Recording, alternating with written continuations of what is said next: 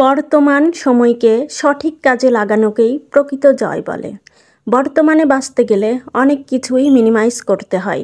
যেমন সময়ের সাথে ভালোবাসা কমে যায়, তাইলে বুঝে নেবেন এটা ভালোবাসাই ছিল না, এটা ছিল সময়ের প্রয়োজনে একটু ভালো লাগা।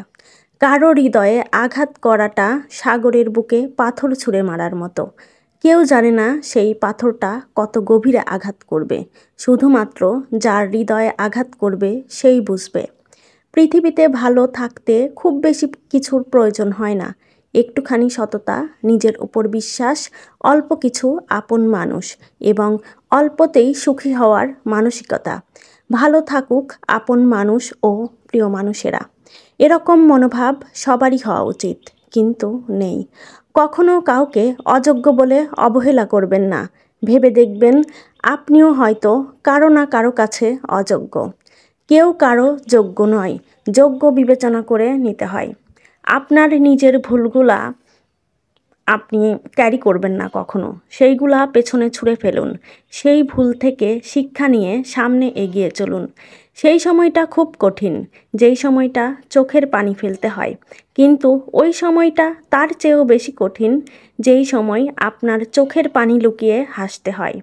যে কোনো অন্যায়ের প্রতিবাদ একজনের হয় না, কিন্তু সঙ্গটা অনেকজনেরই সাথে নিয়ে করতে হয়। যদিও দলবদ্ধভাবে প্রতিবাদ জানাতে হয়। মন ভালো করার জন্যে খুব বেশি কিছুর দরকার হয় না। প্রিয় মানুষগুলার একটু হাসি যথেষ্ট। কাপড় রঙিন করতে হয়তো রঙের প্রয়োজন হতে পারে, কিন্তু জীবন রঙিন করতে রঙের প্রয়োজন হয় না। প্রয়োজন হয় কিছু ভালো বন্ধু আর কিছু আপনজনের। এমন মানুষের সাথে বন্ধুত্ব করবেন যে আপনার গুণগুলা মনে রাখবে আর আপনার ভুলগুলা সংশোধন করিয়ে দিবে, ভুলগুলাকে ভুলে যেতে বলবে। পাহাড়ের উপর দাঁড়িয়ে আকাশকে যতটা কাছের মনে হয়, আসলে আকাশটা কিন্তু কাছের নয়। তেমনি আপাত দৃষ্টিতে কোনো কাজ সহজ মনে হলেও বেশিরভাগ ক্ষেত্রেই তা কিন্তু সহজ হয় না। তাই যে কোনো কাজকে সহজ করে নিতে হয়।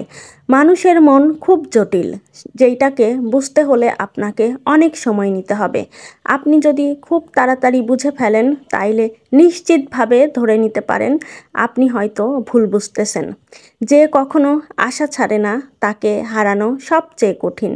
যেই মানুষগুলোর মধ্যে আশা থাকে যে আমি পারবই, আমি করবই, এ ধরনের মানুষকে কিন্তু হারানো যায় না। আপনি তাকে ভেঙে চুরে শেষ করে দিলেও সে আবার উঠে দাঁড়াবে এবং আপনাকে হারানোর স্বপ্নটাও দেখবে মৃত্যুর আগ পর্যন্ত, কারণ তাদের মনোবল অনেক বেশি। আপনার হাসি যেন শুধু আপনার ঠোঁট থেকে নয়, মন থেকেই যেন আসে, কেননা প্রাণোজ্জ্বল হাসি সম্পর্কগুলোকে অনেক গভীর করে দিতে পারে।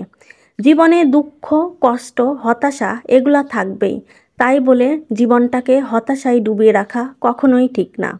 সময় থাকতে চেষ্টা করতে হবে ঘুরে দাঁড়ানোর।